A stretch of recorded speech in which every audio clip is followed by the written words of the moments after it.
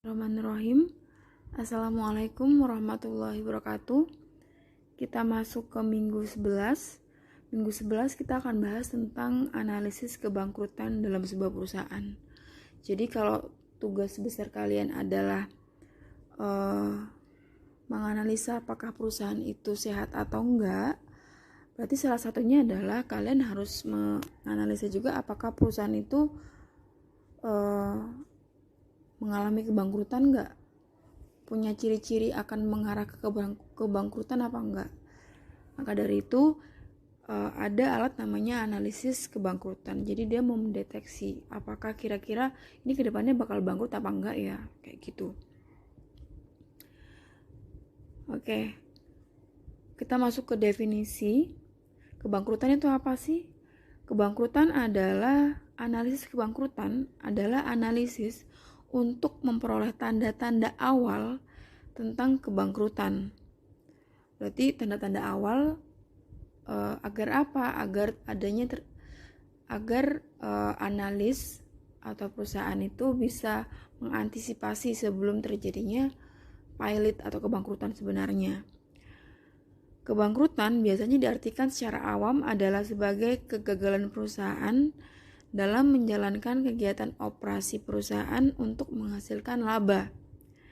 Sedangkan menurut Undang-Undang Nomor 4 Tahun 98 adalah di mana suatu institusi dinyatakan oleh keputusan pengadilan bila debitur memiliki 2 atau lebih kreditur dan tidak membayar sedikitnya satu hutang yang telah jatuh tempo dan dapat ditagih.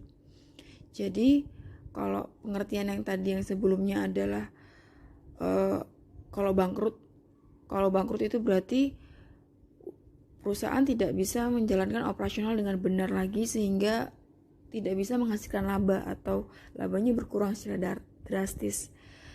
Sedangkan kalau menurut undang-undang itu apabila perusahaan itu memiliki utang dan tidak mampu membayarnya setelah jatuh tempo, dan itu sudah diputuskan melalui pengadilan.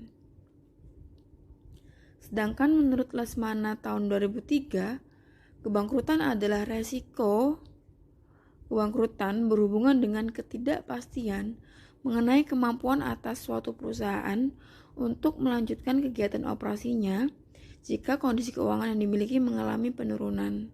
Jadi karena labanya terus menurun sehingga tidak ada cash flow, tidak ada dana yang digunakan untuk terus melanjutkan operasional perusahaannya. Kalau operasional perusahaan nggak berjalan, maka tidak ada produk yang dihasilkan. Kalau tidak ada produk yang dihasilkan, tidak ada penjualan. Jika tidak ada penjualan, maka ya perusahaan tidak bisa beroperasi, tidak bisa bayar karyawan, sewa dan lain sebagainya. Selanjutnya, kebangkrutan juga dapat diartikan sebagai likuiditas perusahaan ataupun insolvabilitas. Jadi makanya solvabilitas, rasio likuiditas, rasio solvabilitas itu terkait dengan kebangkrutan. Karena apa? Kita bisa mendeteksi kemampuan perusahaan untuk menutupi utang-utangnya. Kalau likuiditas kan utang jangka pendeknya, kalau solvabilitas kan total utangnya. Jadi indikasinya kalau perusahaan itu tidak liquid, kurang liquid, jadi ya indikasinya dia berarti mendekati bangkrut gitu. Atau ya sedang keuangan perusahaan sedang tidak baik gitu. Kebangkrutan sebagai suatu kegagalan terjadi pada sebuah perusahaan didefinisikan dalam beberapa pengertian. Ada 2. Yang pertama kegagalan ekonomi, yang pertama adalah kegagalan ekonomi, sedangkan yang kedua adalah kegagalan keuangan. Ada economic distress atau financial distress. Kalau economic distress itu lebih umum atau lebih besar daripada financial distress. Atau distress kan berarti adanya tekanan secara ekonomi. Kegagalan dalam ekonomi artinya bahwa perusahaan kehilangan uang atau pendapatan perusahaan tidak mampu menutupi biayanya sendiri. Jadi pendapatannya lebih kecil daripada biaya yang harus dikeluarkan. Penjualannya itu lebih kecil daripada biaya-biaya untuk memproduksi produknya dia. Ini berarti tingkat labanya lebih kecil daripada biaya modal, atau nilai sekarang dari arus kas perusahaan lebih kecil dari kewajibannya. Jadi cash inflow lebih besar daripada cash outflow. Cash inflow-nya dia itu lebih kecil daripada kewajiban-kewajiban yang harus dia bayar atau utang-utang dia. Kegagalan terjadi bila arus kas sebenarnya dari perusahaan tersebut jauh di bawah arus kas yang diharapkan. Sedangkan kalau kegagalan keuangan atau financial distress itu lingkupnya lebih spesifik. Jadi kesulitan keuangan adalah situasi di mana cash flow operasi perusahaan tidak cukup untuk memenuhi kewajiban saat ini, seperti kredit perdagangan atau beban bunga, dan perusahaan dipaksa untuk mengambil tindakan korektif. Kalau financial distress itu fokusnya lebih ke kemampuan perusahaan untuk menutupi kewajibannya. Kewajibannya itu pun lebih diutamakan yang kewajiban saat ini atau kewajiban yang jatuh tempo dalam waktu dekat. Seperti kredit perdagangan, seperti utang bahan baku, atau beban bunga yang harus jatuh tempo pada waktu yang sekarang gitu. Jadi lebih ke utang jangka pendek. Kalaupun jangka panjang itu nggak yang sangat panjang gitu. Financial distress dapat menyebabkan perusahaan untuk default pada kontrak atau gagal pada kontrak. Jadi kalau perusahaan gagal untuk memenuhi kewajibannya, itu kan jatuh, kontraknya kan nggak sesuai. Nah, perusahaan bisa kena penalti lah, kena apa gitu ya. Dan mungkin restrukturisasi yang melibatkan perusahaan, kreditur, dan ekuitas investor. Restrukturisasi adalah perubahan struktur modal dari perusahaan gitu. Ciri-ciri perusahaan yang mengalami financial distress: yang pertama, adanya pengurangan dividen. Perusahaan kan setiap tahun akan membagikan dividen atau pembagian hasilnya kepada pemegang saham. Tapi kalau semakin tahun kok dividennya selalu berkurang, nah itu berarti tanda-tanda jangan-jangan perusahaan ini sedang mengalami financial distress. Keuangannya sedang tertekan. Dia sedang berupaya untuk menutupi kewajiban-kewajiban dia yang nggak bisa dia tutupi dengan full kayak gitu. Terus kemudian adanya penutupan pabrik. Jelas ya. Mungkin yang tadinya ada 10 pabrik terus jadinya ditutup jadi cuma 8, 7. Berarti perusahaan sudah nggak mampu lagi beroperasi karena tidak bisa menutupi biaya-biayanya. Terus kemudian adanya terjadi kerugian. Kerugian berarti bisa tercermin dalam laporan laba rugi. Kok laporan laba ruginya kok minus terus, atau enggak kok semakin berkurang gitu. Terus kemudian terjadinya PHK. Terjadinya PHK berarti indikasi bahwa perusahaan tidak mampu untuk membayar operasional perusahaan yang terkait dengan STM. Terus kemudian pengunduran CEO. Jadi beberapa manajemennya mundur untuk menanganinya. Terus kemudian kalau perusahaan itu terbuka, biasanya harga sahamnya jatuh. Nah, ini merupakan gambar dari ilustrasi kalau perusahaan dalam keadaan bangkrut. Oke. Kalau yang pertama ini kita lihat dari stock based insolvency atau berbasis saham. Kalau perusahaan yang solvent atau perusahaan yang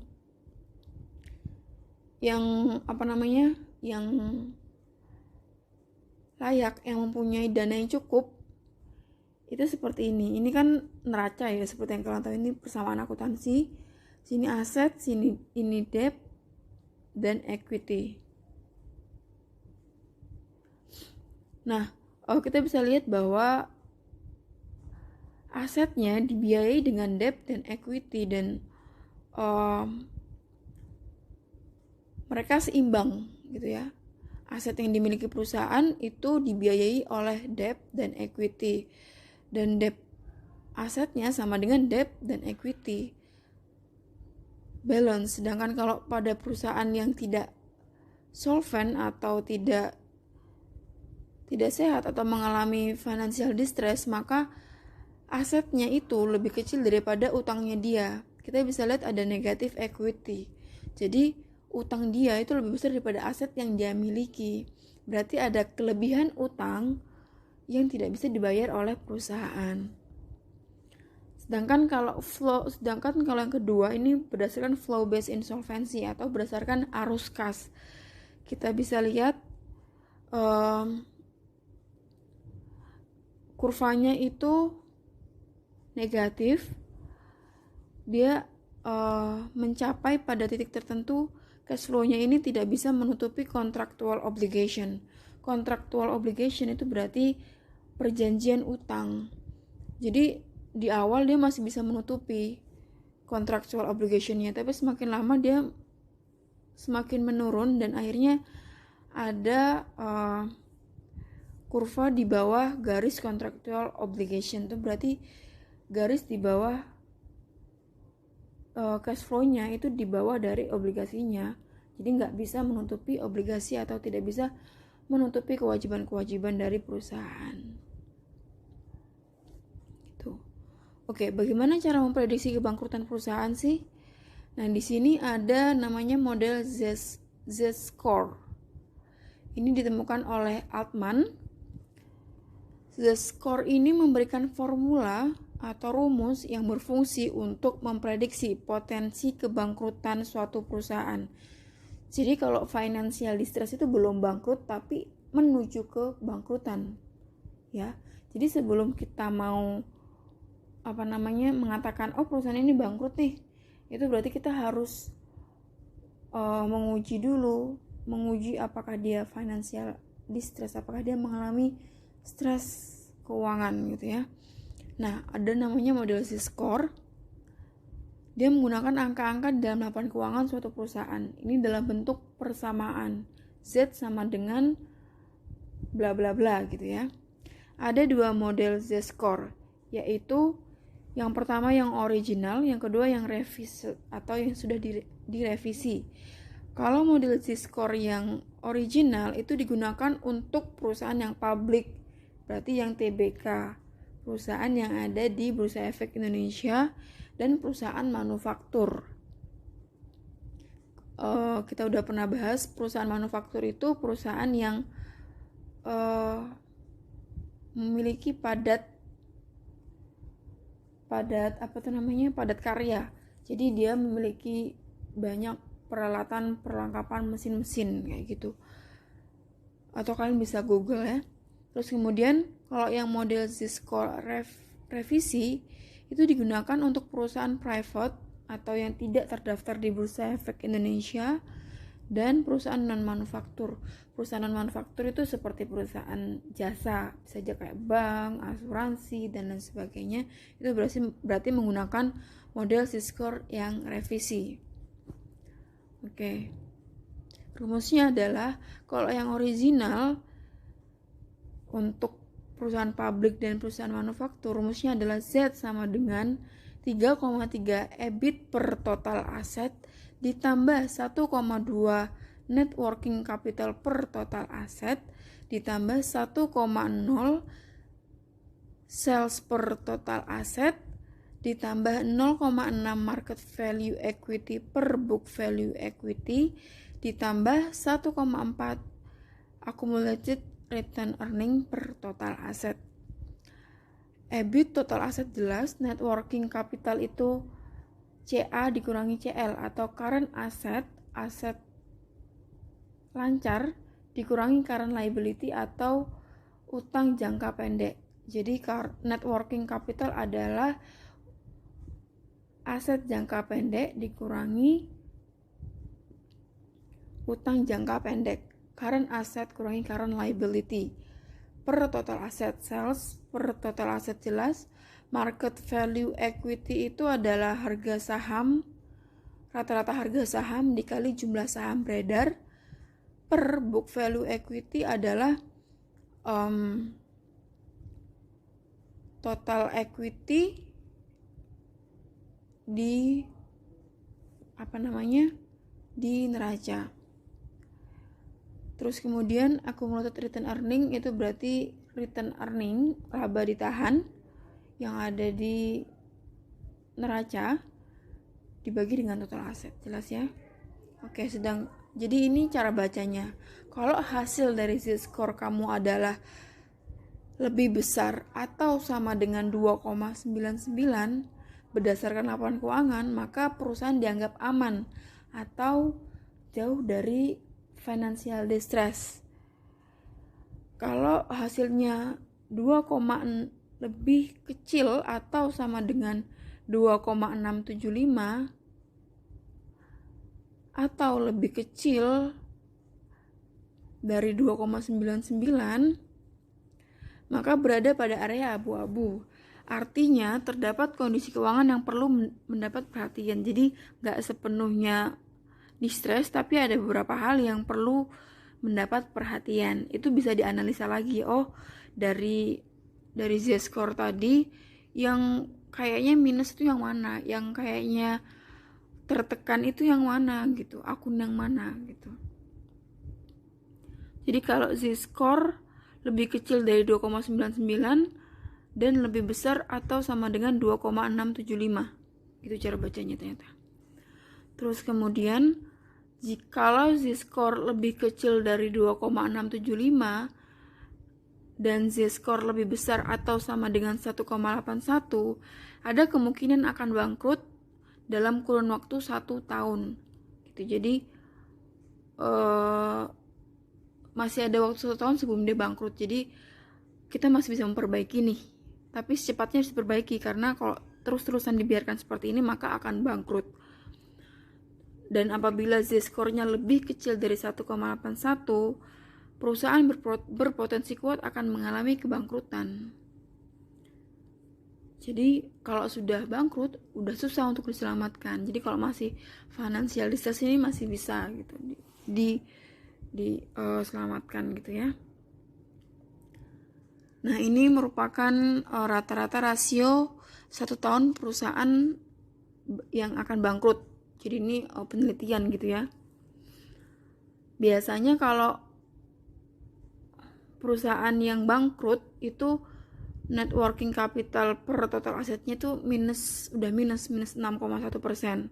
Sedangkan akumulasi return earning per total asetnya minus 62,6%. Kita bisa lihat di semua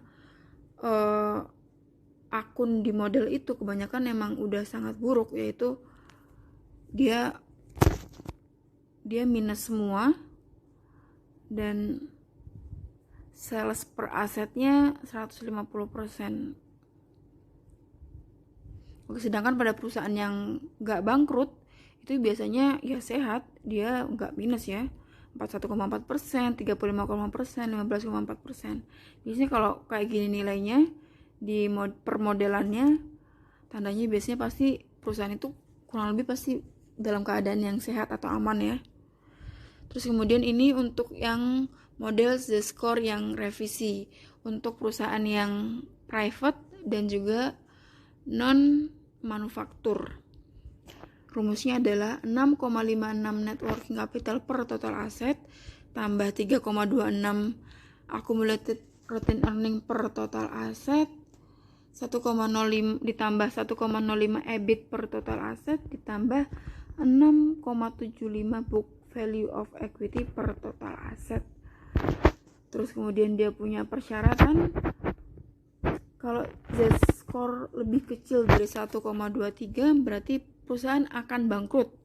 Sedangkan kalau Z-score lebih kecil atau sama dengan 2,90 atau lebih besar sama dengan 1,23 berarti berada pada daerah abu-abu.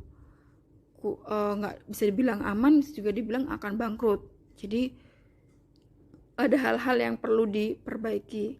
Sedangkan kalau Z-score-nya lebih besar daripada 2,9 berarti hasil menunjukkan perusahaan itu aman.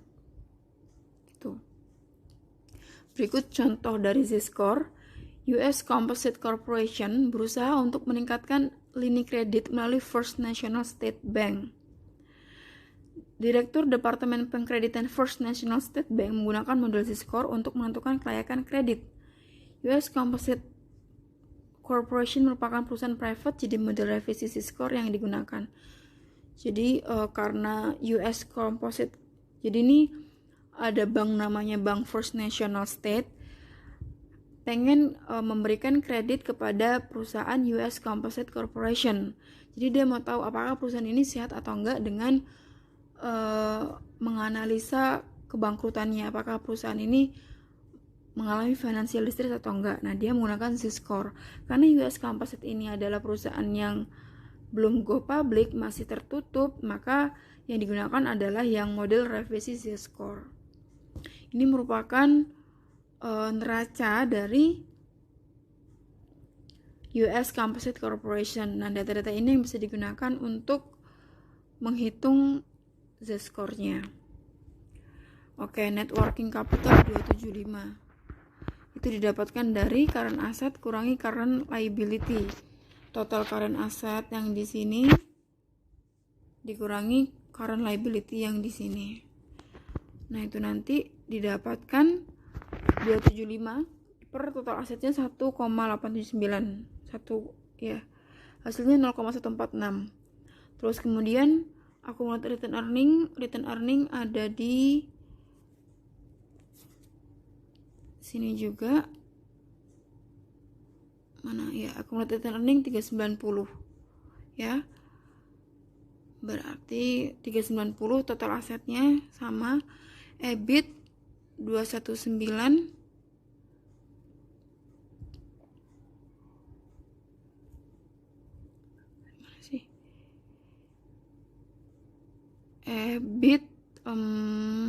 EBIT harusnya nggak ada di sini. EBIT itu kan ada di ini ya, ada di laba rugi, earning before interest and tax, atau laba sebelum dikurangi pajak dan bunga.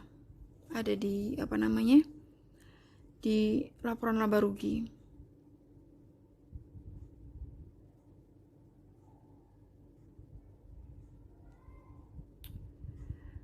Total asetnya 1879.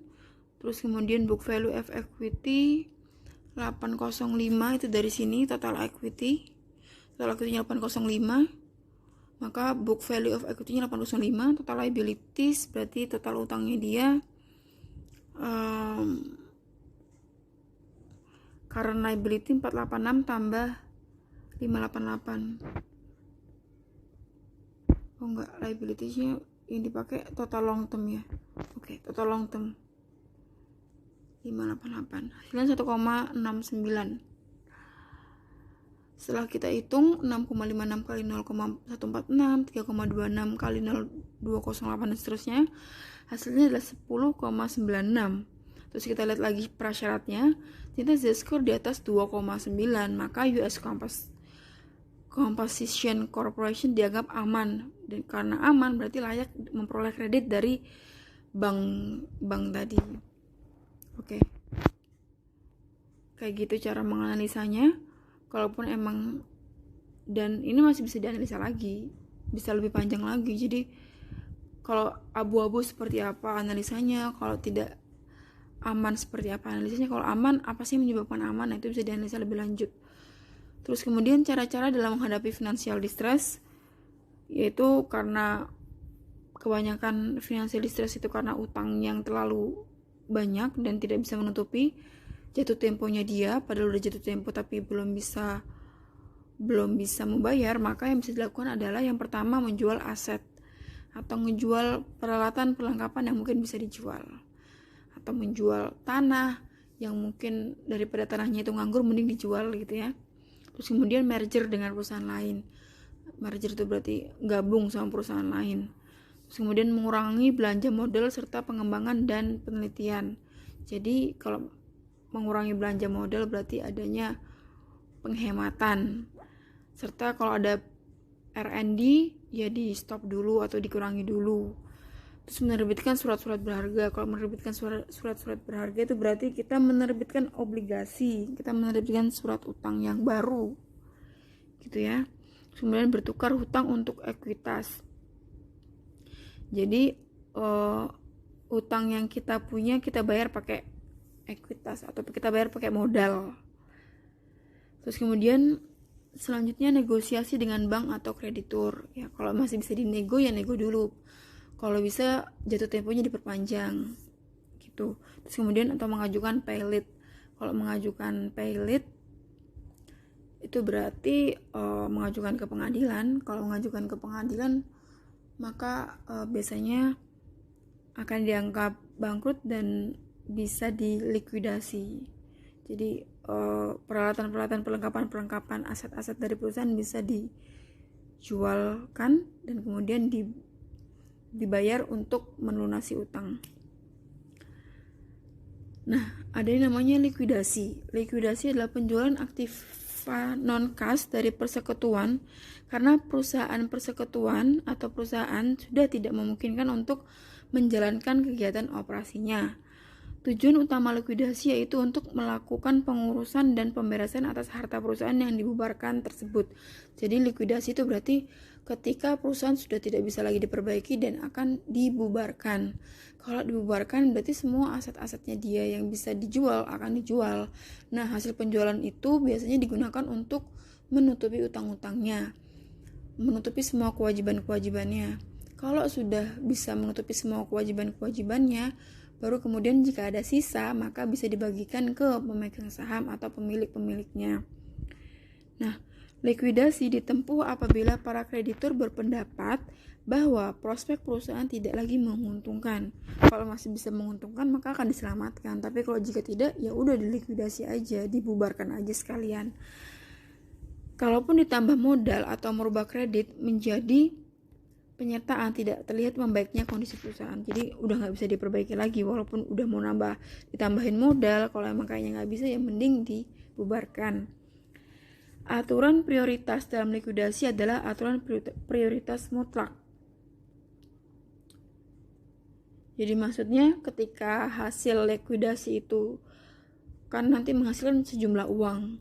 Nah, siapa yang bisa mengklaim uang likuidasi tersebut itu ada urutannya, ada prioritas mutlak. Yang pertama yang harus memperoleh uang likuidasi itu adalah untuk menutupi beban administrasi yang berkaitan dengan likuidasi aset perusahaan yang dinyatakan pay-late. Jadi untuk bayar pengacara dulu, untuk bayar pengadilan dan sebagainya. Kemudian klaim yang timbul setelah pengajuan petisi kebangkrutan. Jadi kita harus bayar dulu semua klaim-klaim utangnya dia. Kita harus bayar dulu utang-utangnya dia. Kalau sudah selesai bayar semua utang-utang dia, baru bisa bayar upah, gaji, dan komisi yang masih tertunda. Terus kemudian baru membayar kontribusi untuk imbalan kerja yang timbul dalam waktu 180 hari atau membayar kewajiban-kewajiban kerja perusahaan yang mungkin belum terbayar. Terus kemudian klaim konsumen, kalau ada klaim konsumen. Terus kemudian harus bayar pajak kreditur, terus kemudian harus bayar kreditur terjamin dan tanpa jaminan. Klaim pemegang saham preferen, dan yang penting adalah klaim pemegang saham biasa. Jadi pemegang saham atau pemilik itu biasanya kalau hasil likuidasi itu memperoleh yang paling terakhir. Kalau nggak ada sisa ya berarti nggak akan dapat apa-apa gitu. Selanjutnya selain likuidasi ada namanya reorganisasi. Kalau reorganisasi itu berarti perusahaan melakukan reorganisasi finansial apabila dinilai perusahaan itu masih punya prospek, masih baik, masih bisa tertolong. Jadi walaupun dia udah indikasinya finansial distress, udah mau bangkrut, karena dianggap masih prospek, maka masih direorganisasi atau di-rebuild atau dibikin rekayasa ulang gitu. Langkah yang ditempuh dalam melakukan reorganisasi adalah menentukan nilai perusahaan, jadi aset perusahaan sebenarnya berapa, terus kemudian menentukan struktur modal yang baru. Jadi membuat struktur modal, utang yang baru berapa, kredit berapa, kita butuh masukan modal berapa, atau apakah kita butuh pemegang saham yang baru, kita butuh suntikan dana yang baru gitu. Oke, bedanya likuidasi sama reorganisasi adalah kalau likuidasi biasanya perusahaan yang sangat kecil atau aset kurang dari $100.000. Jadi untuk membubarkannya itu lebih mudah gitu. Jadi mending dibubarkan aja. Atau perusahaan dengan kreditur tanpa jaminan. Nah, kalau kita utang tanpa jaminan, maka pihak bank kan biasanya akan minta melikuidasi aset-aset perusahaan. Tapi kalau perusahaan itu utangnya menggunakan jaminan, contohnya jaminannya adalah tanah, nah maka tanah itu masih bisa diambil walaupun kita nggak bisa bayar utang. Tapi kalau kita nggak menjaminkan apa-apa, maka biasanya pihak bank akan menawarkan untuk apakah dilikuidasi aja gitu. Sedangkan kalau reorganisasi, perusahaan dengan kreditur terjamin, biasanya ada jaminannya, dan perusahaan yang memiliki ekuitas negatif atau enggak ekuitasnya kecil, jadi masih bisa ditanamkan modal karena terlalu banyak utang, jadi masih bisa ada modal dari pemegang saham, masih bisa masuk di situ. Oke, sekian, terima kasih. Seperti yang sebelumnya, tugas untuk minggu depan adalah kalian harus melakukan analisis Z-score terhadap perusahaan yang kalian ambil untuk tugas besar. Terus kemudian kalian analisa. Semoga bermanfaat. Terima kasih. Terus kemudian selamat menunaikan ibadah puasa. Semoga kita mendapatkan banyak pahala yang berkah di Ramadan kali ini. Tetap semangat belajarnya. Wassalamualaikum warahmatullahi wabarakatuh.